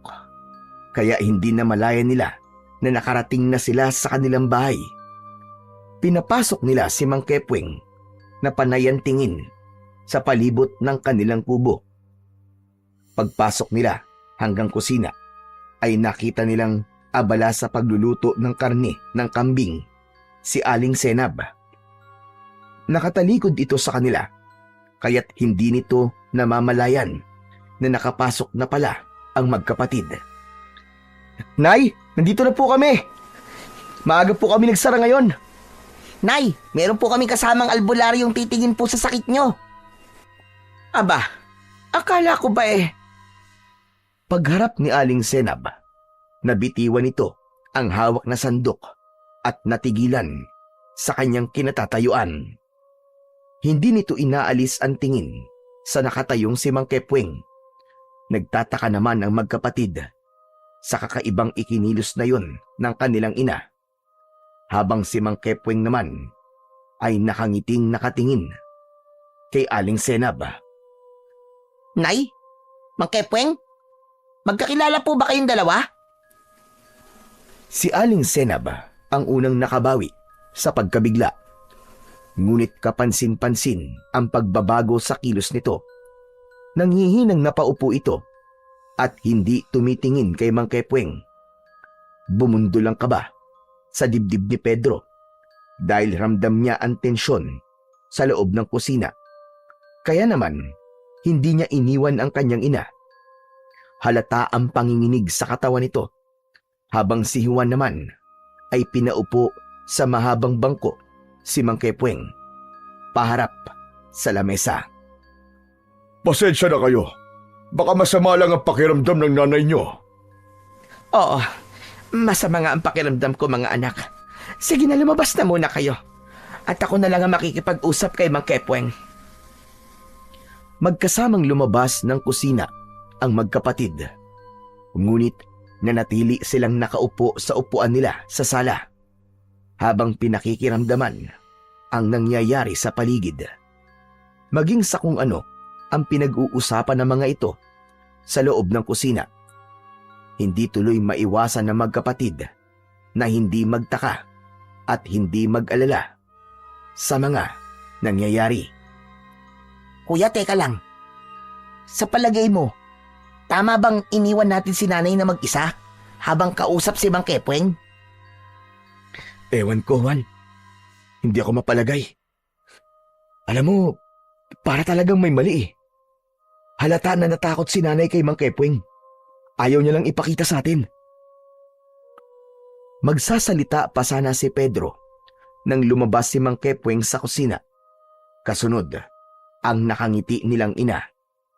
Nagkatinginan silang dalawang magkapatid sa pagbabago ng emosyon ni Aling Senab. Huwag na kayo mag-alala sa nanay niyo. Marami na akong ginamot na katulad ng sakit ng nanay niyo. Lahat naman ay gumaling. Dati ko siyang kaibigan, kaya gano'n na lamang ang kanyang gulat nang magkita kami. O siya, sige, paano? Aalis na rin ako.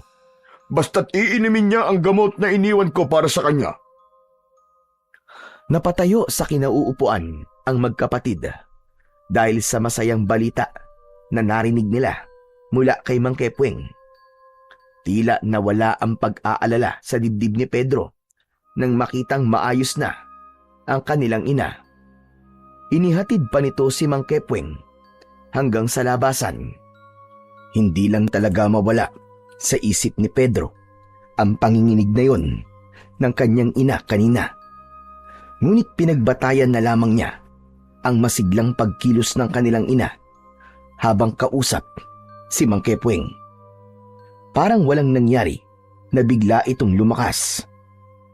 Pagkatapos umalis ni Mang Kepweng, ay nagpaalam na rin sila sa kanilang ina na kailangan nilang bumalik sa palengke dahil balak ni Tatay Inok na turuan sila sa paggamit ng kakaiba nilang mga sandata.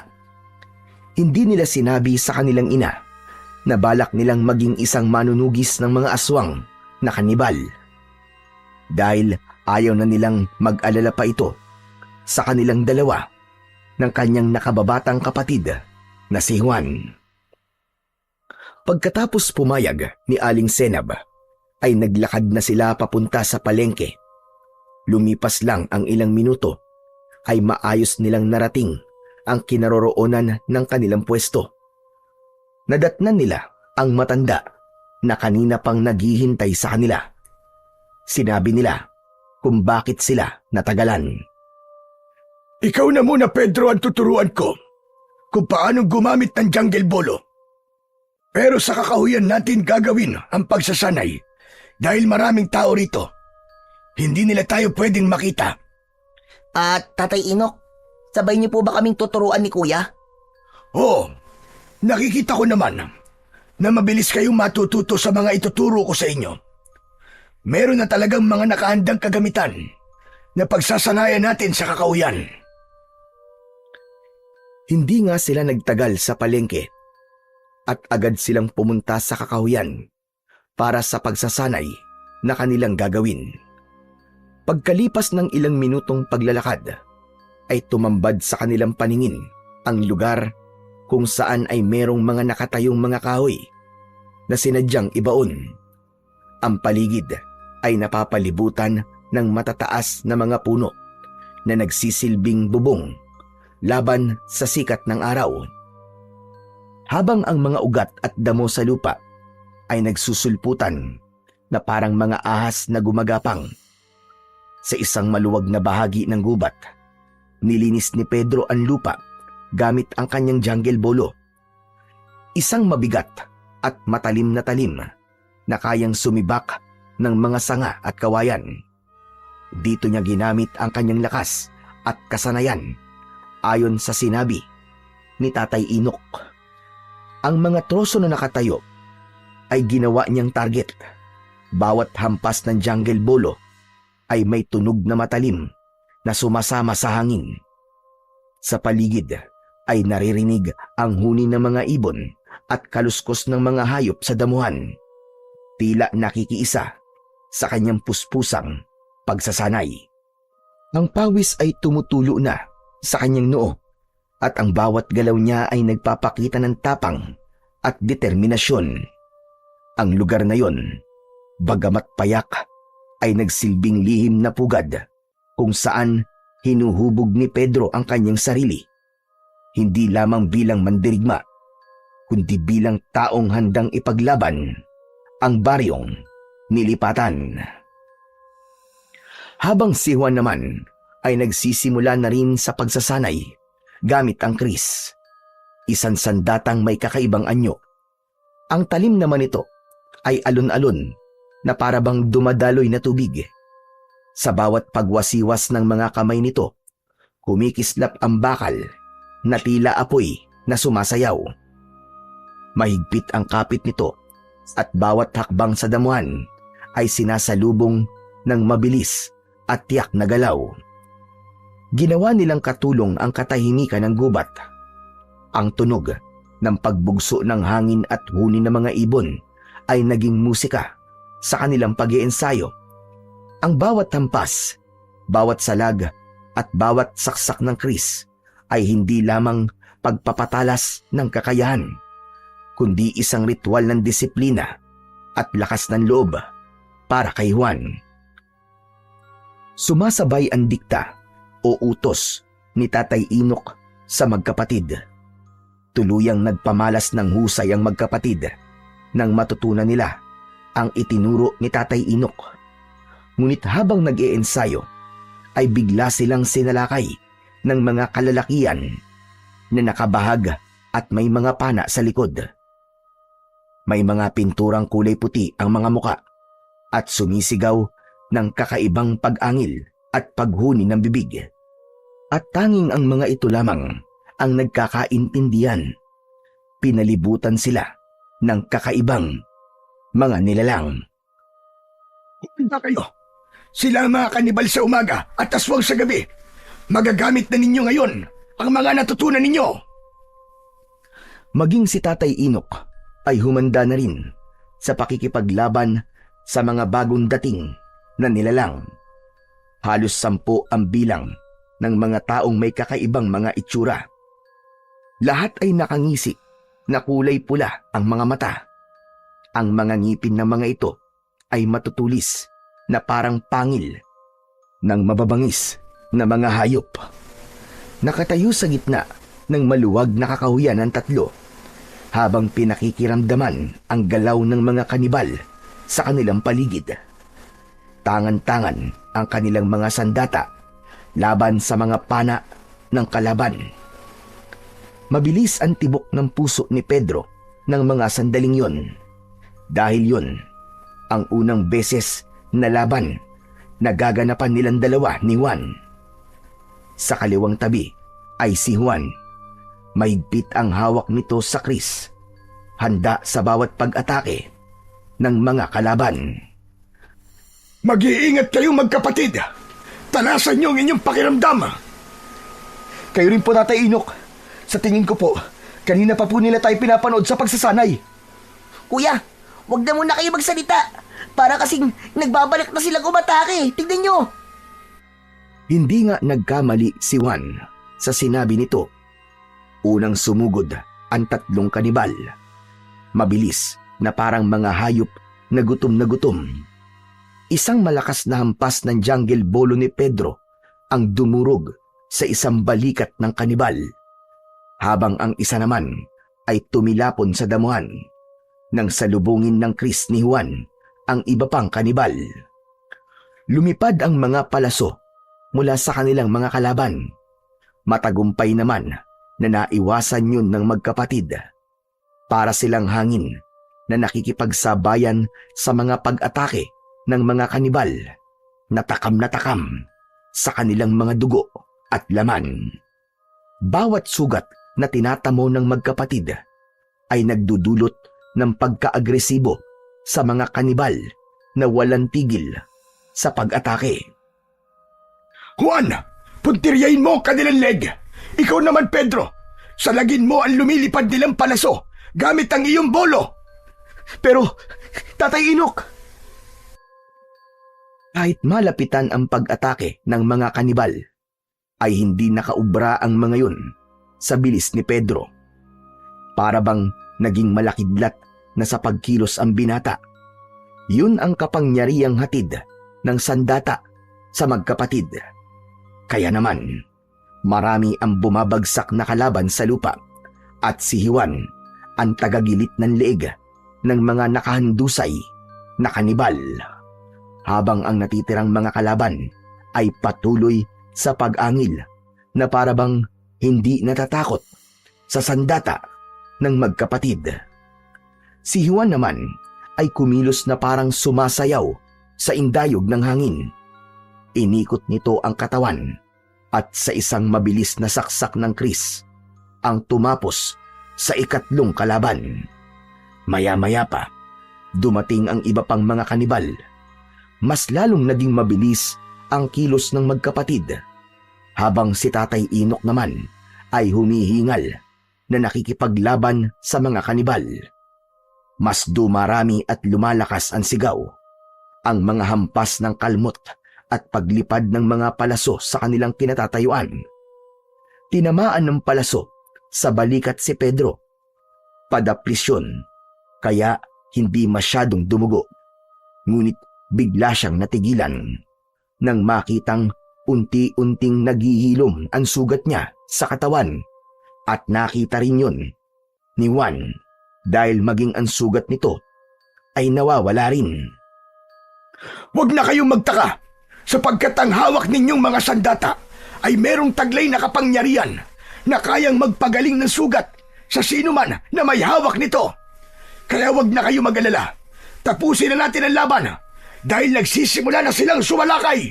Sige, sugod! Ang 5 bagong dating na kanibal ay sabay-sabay na umatake sa kanila.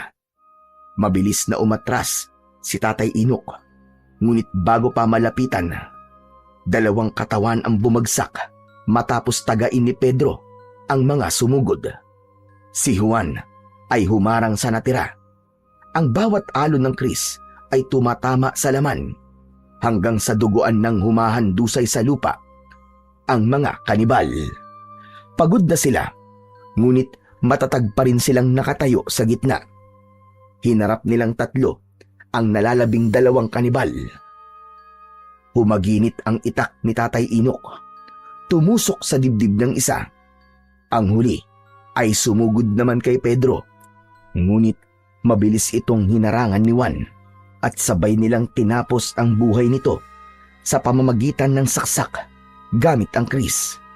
Kasabay ng matalim na hiwa ng jungle bolo. Natalo ang mga kalaban at sabay-sabay na nasunog ang mga katawan. Ang katahimikan ay binalot ng hingal mula sa pagod na katawan ni na Pedro, Juan at Tatay Inok. Hingal na hingal sila, ngunit nakatindig pa rin. Magkakatabi ang 3. Sa gitna ng kanilang pakikipaglaban, napatunayan nilang hindi lamang sandata ang nagbibigay ng lakas, kundi ang pagkakaisa, tapang at tibay ng loob sa pagharap nila sa mga nilalang. Sa tagal ng kanilang labanan, malapit nang dumilim ang kapaligiran. Isinama ng magkapatid si Tatay Inok sa kanilang bahay, ngunit pagdating nila sa kanilang tirahan, tumambad sa kanilang paningin ang sirang bahay at bukas na pintuan. Bumundol ang kaba sa dibdib ni Pedro. Ano nangyari dito? Nay! Nay, nasaan kayo? Nay, nandito na po kami ni Juan! Ngunit walang tugon mula sa kanilang ina na si Aling Zenab. Naluluwang pumasok sa loob ng bahay si Juan at hinanap ang ina sa lahat ng sulok ng bahay.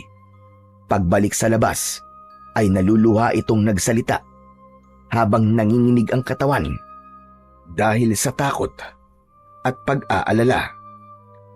Kuya, nawawala si nanay. Hindi natin siya dapat iniwanan mag-isa dito.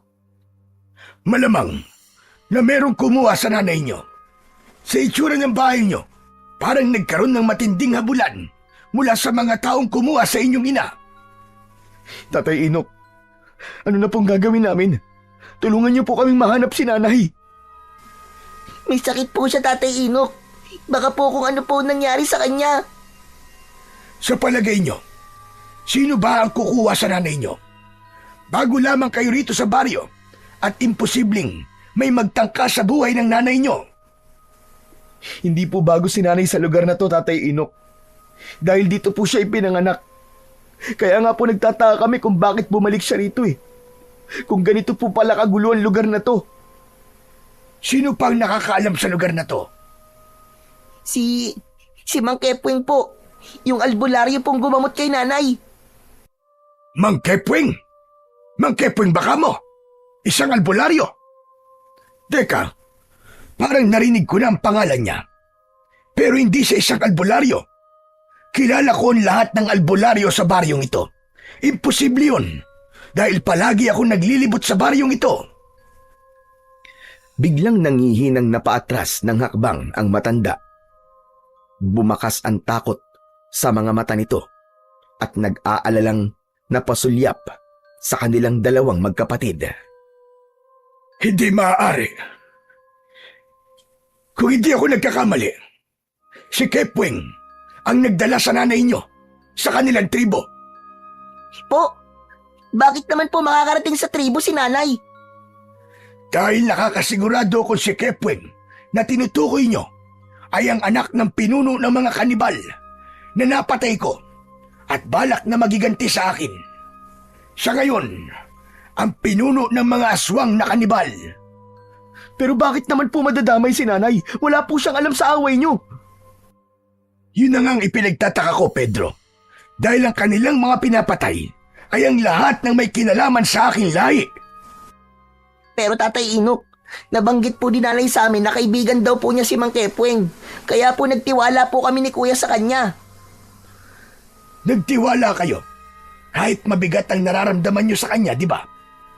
Ang taong merong masamang budi, kadalasan, ay nararamdaman ng mga taong nakapalibot sa kanya ang bigat ng kanyang presensya. Posibleng ginamitan ng hipnotismo ang nanay nyo para umanib siya sa kanilang lahi. Tiyak na may ibang dahilan. Nasa panganib ngayon ang nanay nyo. Kuya, Tatay Inok, kailangan po nating hanapin ang kinaroroonan ng kanilang tribo. Hindi po kami maaaring manatili rito nang hindi naililigtas ang nanay namin. Tapat na po siguro mga natutunan namin pagdating po sa pakikipaglaban, Tatay Inok. Pagkatapos po namin marinig na nasa panganib po ang nanay namin, hindi po kami mapapalagay dito. Sige, tutulungan ko kayo. Sa palagay ko ay kasalanan ko rin kung bakit nadamay kayo magkapatid. Marahil ay iniisip nilang mga apo ko kayo, kaya kinuha nilang nanay nyo. Sa gabi sila magsasagawa ng ritual kapag merong bagong sapi sa kanilang pangkat. Kaya habang hindi pa dumidilim ang paligid, ay hahanapin natin kung nasaan sila nagtatago. Simulan na po natin ang paghahanap sa kanila, Tatay Inok. Nagmamadaling kumilos ang tatlo sa paghahanap sa kuta ng mga kanibal. Binalot ng pag-aalala ang dibdib ni Pedro, ganun din si Juan. Hanggang inabutan na sila ng pagdilim sa daan. Tanging tanglaw lamang nila ay ang maliwanag na sikat ng bilog na buwan. Tahimik na naglakad sina Tatay Inok, Pedro at Juan sa pusod ng kagubatan. Ang kanilang mga yapak ay halos hindi marinig sa makapal na damo. Ngunit ang kanilang mga mata ay malikot na parabang alerto sa bawat galaw ng paligid. Maingat nilang sinusuyod ang bawat sulok ng gubat. Sa kanilang mga puso ay iisa lamang ang layunin. Hanapin ang tribo ng mga aswang para iligtas ang kanilang ina na si Aling Zenab. At nang matuldukan na ang matagal ng paghasik ng lagim at takot sa kanilang baryo, maya-maya pa ay unti-unting nagbabago ang klima ng paligid. Ang mga puno ay nagmistulang kublihan at ang hanging pumapaloob ay mabigat. Amoy ng nabubulok na laman at dugo ng tao ang umalingasaw sa buong paligid. Nararamdaman kong malapit na tayo sa kanilang tribo. Kaya humanda na kayong dalawa. Mahinang bulong ni Tatay Inok sa magkapatid habang ang mga mata ay kumikislap sa dilim. Narinig nila ang alingaw ng mga nakakatakot na halakhak mula sa di kalayuan. Ang tunog ay hindi pangkaraniwan. Malalim, gutom, at punong-puno ng kasamaan. Dumagdag pa rito ang mga matang nagliliwanag mula sa kadiliman. Dahan-dahang lumitaw mula sa pagitan ng mga puno ng kahoy. Sa wakas, natagpuan nila ang kanilang hinahanap, ang nakatagong tribo ng mga aswang. Kitang-kita ni na Pedro at Juan ang kanilang ina na nakagapos sa kawayang nakabalagbag sa itaas ng kakahuyan. Walang malay at merong mga pasa sa katawan.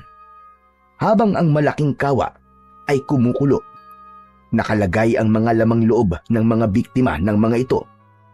Sa gitna ng nag-aalab na mga sulo, nagsasayaw ang mga nilalang na kalahating tao at kalahating halimaw. Ang mga balat ay kulay abo, ang mga kuko ay matutulis, at ang mga ngipin ay kumikintab sa dugo ng huli nilang mga biktima. Tahimik na nagtagpo ang tingin ng tatlo.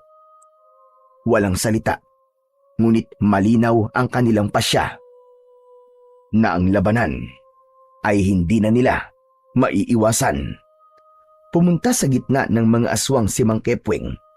May hawak itong sibat na gawa sa matulis na bato. Alam kong susugod kayo sa tribo namin. Dahil hawak ko ang pinakamahalagang bagay sa mga buhay nyo. Nagkakamali ka. Wala akong kinalaman sa kanila. Kaya wag mo silang idamay. Pakawalan mo ang nanay nila. Dahil kung hindi, mangyayari rin sa inyo ang ginawa namin kanina sa mga tauhan mong hayop ka. Matagal na panahon na kitang hinahanap, tanda. Pagkatapos pakakawalan ko lamang ang nag-iisa kong alas. Nagkakamali ka. Hindi mo ba talaga nakikilala ang babaeng nakatali sa itaas ng puno? Pambihira. Napakawalang kwenta mo palang ama kung sarili mong anak ay hindi mo makilala. Pambihira. Ako lang pala ang nakakakilala sa kanya. Matagal kong pinag-aralan ang lahat ng tungkol sa'yo, tanda. Ano ang ibig mo sabihin? Itanong mo sa dalawang kasama mo kung ano ang pangalan ng kanilang ina. Napasulyap si Tatay Inok sa gawi ng nag-aalalang magkapatid. Nagtataka sila sa naging pag-uusap ng dalawa. Pedro, Juan, ano ang totoong pangalan ng nanay ninyo? Senab po. Senab po ang pangalan ng nanay namin, Tatay Inok. Bigla, bumagsak sa lupa si Tatay Inok sa labis na pagkabigla. Nanginginig ang katawan nito at takot na napatingin sa gawi ni Aling Zenab. Habang wala pa rin itong malay na nakagapos ang mga kamay at paa habang nakasabit sa puno. Tatay Inok, ano po nangyayari? Hindi ko po maintindihan. Lumakas ang alingaw-ngaw ng tawa ni Mang Kepweng sa nakitang reaksyon ng matanda. Ang hina talaga ng mga ulo nyo.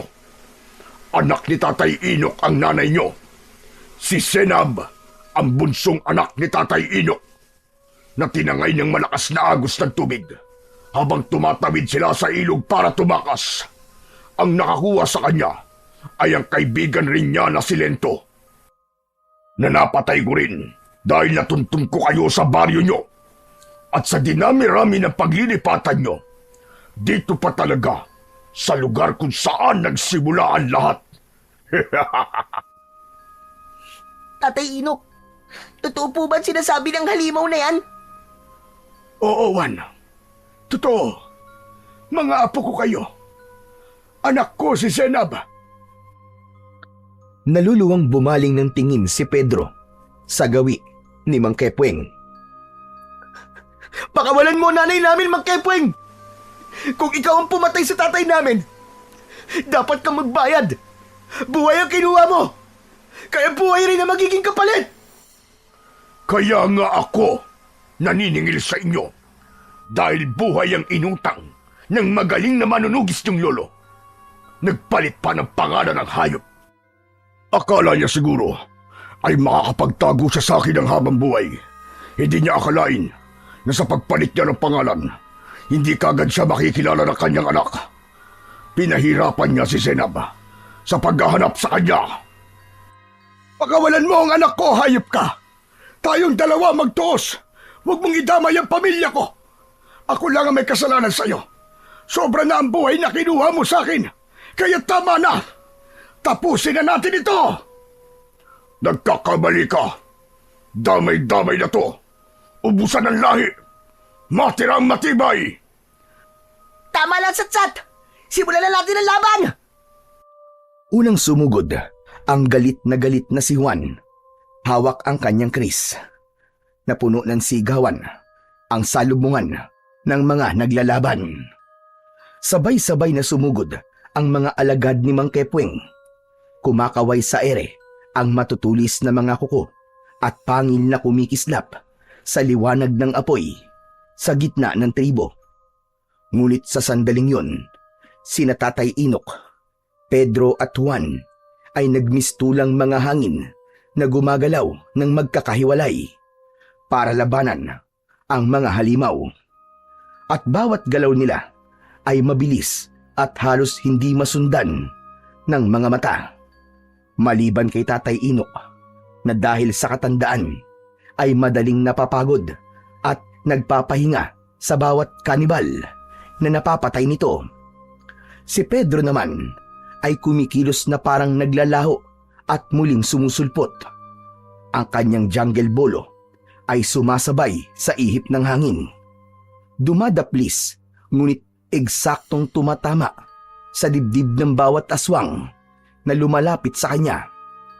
Para siyang ihip ng hangin na di mahawakan. Ngunit sa likod ng bawat dampi ng kanyang sandata ay may kasamang sugat na nagdudulot ng kamatayan sa bawat tatamaan ng kanyang jungle bolo. Si Juan naman, hawak ang kris, ay parang ipo-ipo. Ang bawat hampas ay sabay na bumabagsak ang mga kalaban sa lupa habang nagkikisay ang katawan na hinahabol ang sariling hininga. Pinipigilan ng mga aswang ang pagbulwak ng kanilang dugo mula sa sugat na likha ng kris ni Juan. Kasabay ng pagkasunog ng katawan ng mga ito, ang bawat pag-atake ay walang tunog. Tanging ihip lamang ng hangin ang maririnig bago bumagsak ang isang aswang sa lupa, duguan at wala ng buhay. Ang bawat pagwasiwas ng mga kamay ng magkapatid ay parang alon ng hangin na pumupunit sa balat ng mga aswang na kumakalaban sa kanila. Isang mabilis na pagsaksak sa katawan ng natitirang kanibal ang ginawa ni Pedro. Tumagos ang kanyang jungle bolo sa likod nito. Bumagsak ang huling alagad sa lupa hanggang sa natira na lamang ang nakatayo na si Mang Kepweng. Si Tatay Inok ang umakyat sa puno para iligtas ang anak, habang sina Pedro at Juan ay nakatayo paharap sa pinuno ng mga aswang na kanibal. Nasa dugo niyo talaga ang pagiging manunugis at matadero ng mga aswang. Hindi ko akalain na mas malakas pa pala kayo kay Tatay Inok. Dapat pala, pinatay ko na kayong magkapatid. Hindi mo na kailangan magsisi, hayop ka. Dahil huli na, kami naman ang kakatay sa'yo. Kaya simulan mo na magdasal sa hari ng kadiliman. Tignan ko lang kung matulungan ka lang Diyos-Diyosan mo dahil malapit na kayo magkita sa impyerno. Ngumisi ng nakakakilabot ang pinuno ng mga aswang na si Mang Kepweng. Umikot ito ng mabilis sa ere. Gamit ang sibat, inatake sila nito ng palo sa katawan. Bumagsak pasadsad sa lupa si Juan. Hindi rin naiwasan ni Pedro ang pagtama ng sibat sa kanyang tagiliran. Bumagsak siya sa lupa, ngunit itinukod niya ang kanyang jungle bolo. Mabilis at matapang na hinarap niya si Mang Kepweng. Naiiwasan ito ang kanyang bawat pag-atake. Maya-maya pa ay naramdaman niya ang pagtulong sa kanya ng nakababata niyang kapatid na si Juan. Magkasabay silang umatake at sumugod sa kinaroroonan ni Mang Kepweng. Dahil sa bilis ng pagkilos ng magkapatid, hindi na nagawang iwasan ng kalaban ang kanilang mga pag-atake. Para sa tatay ko na pinatay mo! Mamamatay ka na ngayon sa mga kamay ko! Isang ubod ng lakas na pagsaksak sa tiyan ang ginawa ni Pedro. Tumagos ang talim ng jungle bolo hanggang sa likod nito. Kasunod ng pag-ikot naman ni Juan gamit ang kris. Nilaslas nito ang leeg ni Mang Kepweng at sabay nilang binunot ang kanilang mga talim at inulit ang pagsaksak sa katawan nito hanggang sa bumagsak sa lupa si Mang Kepweng. Naliligo ito sa sariling dugo at kung ano ang naging itsura ng mga naging biktima nito ay ganun din ang sinapit ni Mang Kepweng. Dilat ang mga mata at may lumalabas na dugo sa ilong at wakwak ang tiyan dahil sa tama ng jungle bolo ni Pedro. Habang ang leeg naman ito ay balat na lamang ang nakadikit sa katawan. Tila kinatay na baka. Brutal at malalang ganti ng magkapatid na matadero ang sinapit ng pinuno ng mga aswang. Napasulyap ang magkapatid sa gawi ni Tatay Inok habang ang kanilang ina na si Aling Senab ay nagkamalay na. Anak! Senab! Ang Tatay Rodolfo mo to! Ako si Tatay Inok! Tinulungan ako ng mga anak mo! Patawarin mo ko! Hindi ko alam na buhay ka pa! Ay, Diyos ko! Buhay nga po kayo! Salamat sa Diyos! Nahanap mo ko! Oo, anak. Ang mga anak mong sina Pedro at Juan ang nakahanap sa akin. Sa tulong ng Diyos, pinagtagpo kami ng mga anak mo. Kaya pala pamilyar sa akin ang kilos nila. Parang nakikita ko ang sarili ko sa kanila dahil taglay nila ang dugo ng pagiging isang matadero.